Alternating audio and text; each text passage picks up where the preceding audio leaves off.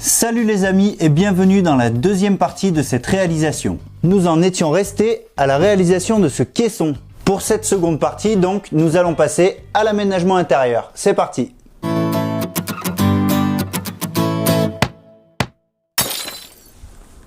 Alors dans un premier temps, je vais commencer par créer l'encadrement. Donc l'encadrement va servir à délimiter les portes et le tiroir parce qu'il va y avoir, bon je sais pas encore si ça va être un long tiroir et deux portes ou deux portes et deux tiroirs. Je vais voir, je pense que ce sera un grand tiroir, ce sera quand même bien plus pratique. Alors pour ça, je vais simplement utiliser des tasseaux en sapin que je vais débiter et ensuite corroyer. Vous corroyez que ça va marcher ?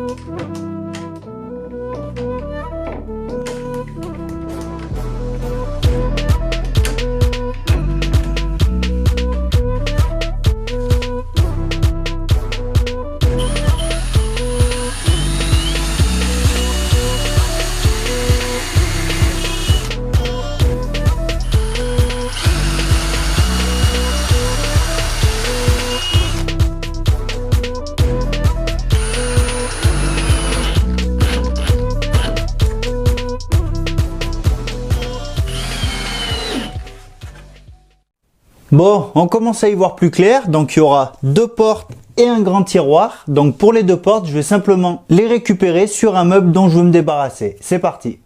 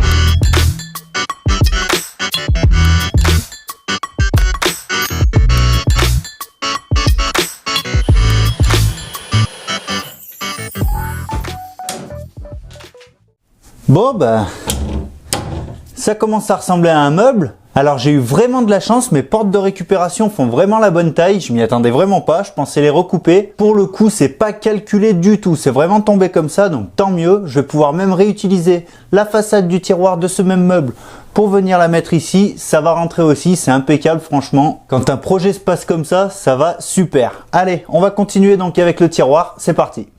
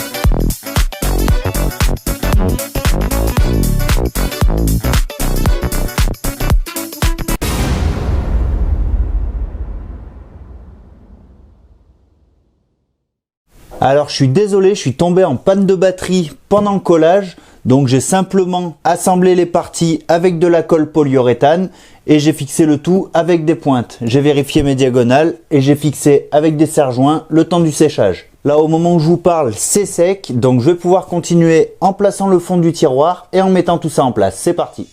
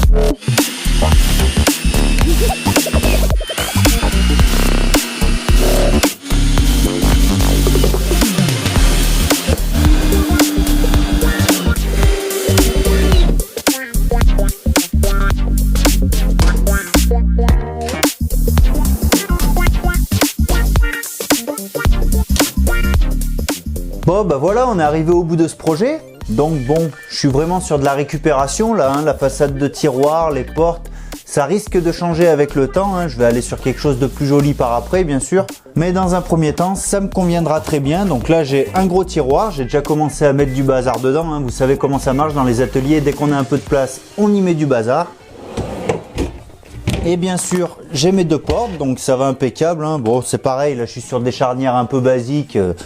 C'est pas terrible, mais j'y changerai par après. C'est vraiment amené à bouger. J'ai déjà 2-3 petites idées. Donc là, évidemment aussi, j'y ai rangé des outils. Donc c'est impeccable. C'est vraiment ce que je recherchais dans ce projet. Il me fallait quelque chose qui me coûte pas trop cher et qui soit vraiment efficace. Et là, on est dedans à 100%. Ce meuble est donc dédié à ma scie à onglet. Je viendrai par après y créer des extensions pour pouvoir couper de longues pièces et qu'elles soient supportées de chaque côté. Mais pour ça, on va attendre un petit peu parce que je veux faire une armature en métal et je ne suis pas très calé en soudure. J'ai le poste à souder, j'ai tout ce qu'il faut, il me suffit juste de m'entraîner un petit peu, ce que je vais faire dans les prochains mois. On va essayer de se diversifier un peu dans le bricolage, c'est tout ce qui compte, apprendre à faire des choses, c'est le plus important. Cette vidéo est à présent terminée, comme toujours n'hésitez pas, un pouce bleu, un commentaire, je réponds à tout le monde, j'y mets vraiment un point d'honneur, je vous le rappelle. Merci aussi à tous les nouveaux arrivants, vous êtes de plus en plus nombreux à vous abonner à ma chaîne et ça me fait vraiment plaisir. Bien entendu, merci aussi à tous les autres, je vous donne rendez-vous dans une prochaine vidéo et bien sûr en attendant, prenez soin de vous, soyez forts, ciao.